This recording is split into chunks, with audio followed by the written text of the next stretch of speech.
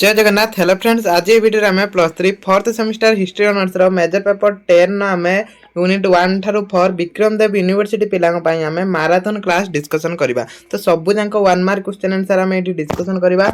तो यही पेपर 10 जहाँ भी 1 मार्क प्रश्न आसो सबू यही क्लास आसो। ये क्लास टी समस्ते लास्ट जाए देखिए निहाती भाव में सबू प्रश्न ये आसो। तो समस्ते कौन करेंगे क्लास टी लास्ट जाए देखिए। तो प्रथम प्रश्न इतिहास शब्दर आक्षरिक अर्थ डेस। इतिहास शब्दर आक्षरिक अर्थ कौन? अतीतर इतिवृत्ति। यही प्रश्न बारंबार पचारे। आ जो पेपर 10 प्रश्न आसे यही प्रश्न सब कौन करे ना पूर्व इयर क्वेश्चन पेपर देखिबो तो गुड़ाक बारंबार रिपीट करे। इतिहास शब्दटी ग्रीक शब्द डेस रु आनीत हिस्टोरिया रु आनीत। ग्रीक शब्द हिस्टोरिया रु इतिहास शब्दटी आनीत। इतिहास जनक भाव डेस परिचित हेरोडोटस को इतिहास जनक कहुए। देखो पढ़ा ठार शुणवार अधिक मन रुहे। तो यहाँ विक्रम देव यूनिवर्सिटी आम रिविजन क्लास करुँच। तो विक्रम देव यूनिवर्सिटी पिला माने यही क्लास टी को लाइक मारिक रखु। एग्जाम को जीवा पूर्व यही क्लास टी अटेम्प्ट करके जिबे रिविजन हो जहाद्वारा एग्जाम सबुजाक 1 मार्किया प्रश्न आप ठीक करेंगे। 1 मार्किया प्रश्न पढ़ा ठार शुणवार अधिक मन रुहे। हेरोडोटस प्रथमे डेस लेखा आरंभ करते इतिहास लेखा प्रथमे हेरोडोटस आरंभ करते। तेणु तांको इतिहास जनक कहुए। जर्मनी दार्शनिक मानक मध्य डेस लोकप्रिय थे। तो यहाँ है यूनिट 1। तो यूनिट 4 जाए सब जाक आम डिस्कसन करवा। तो आंसर हो डिल्थे। आरजी कलिंगवुड द्वारा रचित पुस्तक नाम डेस आइडिया ऑफ हिस्ट्री। यहाँ भी पढ़े आइडिया ऑफ हिस्ट्री किए रचना करते? आरजी कलिंगवुड रचना करते। व्हाट इज हिस्ट्री क्या द्वारा रचित होता? EH कार्क द्वारा रचित होता। यहाँ FM यूनिवर्सिटी आसाला। ग्रीक ऐतिहासिक डेस और डेस थे थुसीडाइस आ पॉलीबियस। इनका भी 2 मार्किया 5 मार्किया प्रश्न आसे। तो थुसीडाइस पॉलीबियस पढ़ी जी। इतिहास होउची एक अपरिवर्तित अतीतर पूर्णांग विवरणी। यहाँ कहार मत था? यहाँ अरिस्टोटल मत था। इतिहास होउची एक अपरिवर्तित अतीतर पूर्णांग विवरणी। तो यहाँ गोटे संज्ञा इतिहास। इतिहास एक शिक्षक बा दिग्दर्शक अटे। डेस का मत अटे। यहाँ एडमंड बर्ग का मत अटे। ऐतिहासिक आलान नेभी डेस देशर ऐतिहासिक थे? से अमेरिकार ऐतिहासिक थे।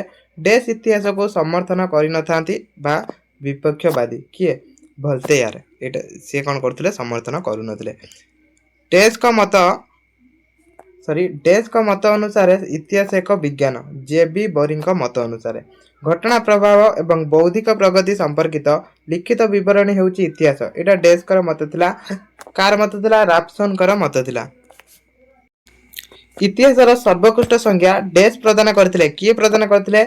अर्नेस्ट बर्नहम प्रदान करथिले।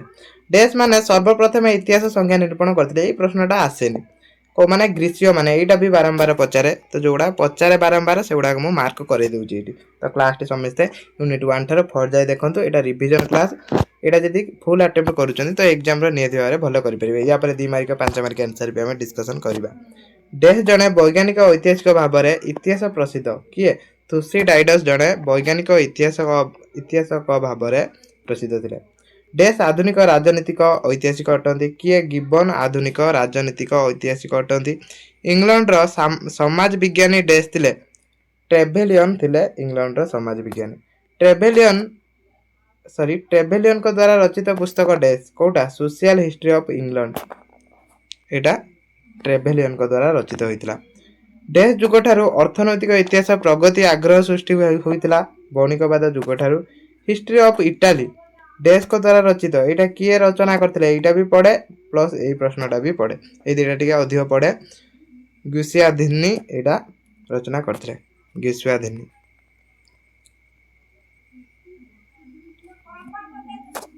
प्रोभाइट ऑफ हिस्ट्रीजिम पुस्तक कहा द्वारा रचित? यहाँ कार्लपपर यहाँ रचना करते। ग्रीसीय पुराणर नाम कौन थिला? जहाँठारू इतिहास अभ्युदय हुई कौन थिला? आयोनियन थिला।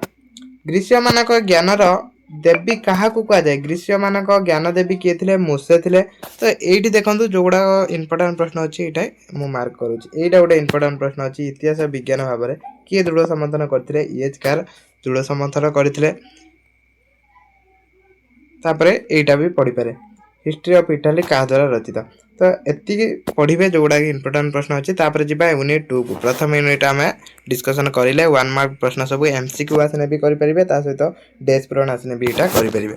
जावा यूनिट 2 को एटा यूनिट 2 रो प्रथम प्रश्न हेरोडोटस देश रो नागरिक थिले ग्रीक रो नागरिक थिले इतिहास लिखन प्रणाली प्रथमे डेश ठार उत्पन्न होइतिला एटा मोस्ट इंपोर्टेंट ए प्रश्न सब ग्रीक ठारू उत्पन्न होइतिला इतिहास रो जन्म बोली डेश को अभिहित करा जाय हेरोडोटस को करा जाय ग्रीक वाक्य रो जन्मस्थली डेश ठारे थिला काव्य रो सॉरी ग्रीक काव्य रो जन्मस्थली आयोनिया ठारे थिला मन रखिबे एटा को ठारे थिला आयोनिया ठारे ग्रीस रो सर्वप्रथम ऐतिहासिक डेश थिले के थिले हेक्टायस थिले ग्रीक इतिहास लिखनकारी माने प्रथमे डेश सदृश थिले प्रथमे गायक सदृश थिले ग्रीस रो आदि कवि डेश थिले होमर थिले ग्रीक रो आदि कवि हेरोडोटस को प्रथम पुस्तकटर नाम डेश अटे द हिस्टोरीज थिला हेरोडोटस को प्रथम पुस्तक एटा भी पढ़िथिला एफएम यूनिवर्सिटी रो हेरोडोटस को पुस्तकटी प्रथमे डेश रे छपा होइतिला पापिरस पत्र रे प्रथमे एटा छपा होइतिला मन रखिथिबे एटा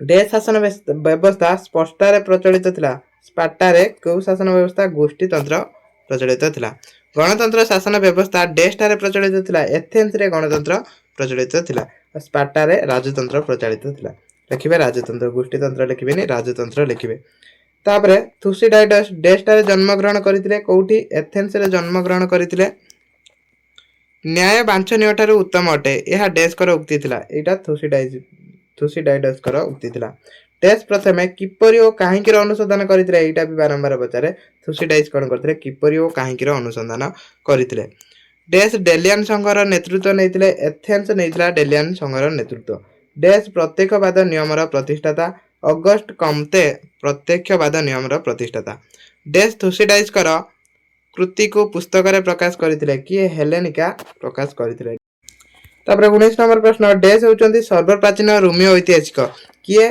पॉलिबियस सर्वप्राचीन रोमियो ऐतिहासिक एटा फाबियस लिखाई छी पॉलिबियस हबो पॉलिबियस को द्वारा रचित पुस्तक नाम कोटा थिला एनालस थिला सेटा पॉलिबियस लिखिथिले रोमियो इतिहास लिखन शैली रो जनक भाबे डेश परिचित किए थिले काटो को जनक कुआ जाय द्वितीय पैनिक युद्ध को निज पुस्तक विषय वस्तु भाबे डेश चयन करथिले कुएलियस एटा चयन करथिले तो ए कुएलियस ऊपर पड़ेनी प्रश्न छाडंत एटा जूलियस सीजर द्वारा रचित पुस्तक नाम डेश अटे कमेंटारीज थिला जूलियस सीजर को द्वारा रचित पुस्तक पॉलिबियस कर डेश कृतिटी सबुठारु श्रेष्ठ थिला द हिस्टोरीटी सबुठारु श्रेष्ठ थिला डेश अक्षर गुडिक संख्यात्मक व्यवस्था रे सजा जाई लेखुथिले किए पॉलिबियस कोन करथिले ना से जो अक्षर गुडिक संख्यात्मक व्यवस्था रे सजाई लेखुथिले मन रखिथिबे पॉलिबियस एग्रीकोला डेश कर प्रसिद्ध थिला एटा टासिटस कर प्रसिद्ध थिला मोस्ट इंपोर्टेंट प्रश्न हिस्टोरीज भी पढ़े हिस्टोरीज पुस्तकटी एक डेश इतिहास उपरे पर्यवेसित राजनैतिक इतिहास उपरे एटा पर्यवेसित डायलॉग पुस्तकटी डेश को द्वारा रचित टासिटस को द्वारा रचित डायलॉग चर्च इतिहास लिखन प्रणाली रो श्रेष्ठ ऐतिहासिक थिले डेश सेंट ऑगस्टाइन थिले श्रेष्ठ ऐतिहासिक पुस्तक कॉन्फ्रेंस डेश रु आमे डेश कर जीवनी जानिबा को पाऊ सेंट ऑगस्टाइन का जीवनी आमे जानिबा को पाऊ हला तापरे सेंट ऑगस्टाइन कर डेश और डेश पुस्तक दुईटी मुख्य कृति थिला कन्फेशन आउ सिटी ऑफ गॉड एई दुईटी मुख्य थिला मन रखिथिबे सेंट ऑगस्टाइन कर एई गुडा पढे बेसी पुस्तक सबु एनालस शब्दटीर अर्थ कौन वार्षिक विवरणी बा तथ्य तापर प्रश्न सर्वजनीन इतिहास कहा द्वारा रचित एटा इब्न खालदुन द्वारा रचित यूनिवर्सल हिस्ट्री एटा भी पचारि पड़े तापर जने शासक एक उपयुक्त आईन अनुसार काम करबा उचित यह कार मत थिला एटा इब्न खालदुन कर मत थिला इब्न खालदुन क्यों इतिहास लेखिबार प्रेरणा दैछंती सर्वजनीन इतिहास लेखिबार प्रेरणा दैछंती इब्न खालदुन जने क्यों ऐतिहासिक थिले जने मुस्लिम ऐतिहासिक थिले तापर जिबा यूनिट 3 को तापर एटा यूनिट 3 स्टार्ट करिया प्रथम प्रश्न इंग्रजी भाषा रे आर्कियोलॉजी शब्दटी डेश रु आनित ग्रीक शब्द रु आनित आर्कियोलॉजी रो अर्थ कोन पुरातन विज्ञान रो अध्ययन तापर प्रथमे डेश अतीत को क्रमान्वय रे अध्ययन करबा सह ध्वंसावशेष गुडिक परीक्षा निरीक्षा करथिले कि हेरोडोटस करथिले भारत रे डेश मसिया प्रत्नतत्व सर्वे विभाग प्रतिष्ठा करा जायतिला केबे 1902 मसिया रे डेश प्रत्नतत्व सर्वे विभाग प्रतिष्ठा करथिले कि बल्लाट लॉर्ड कर्जन एटा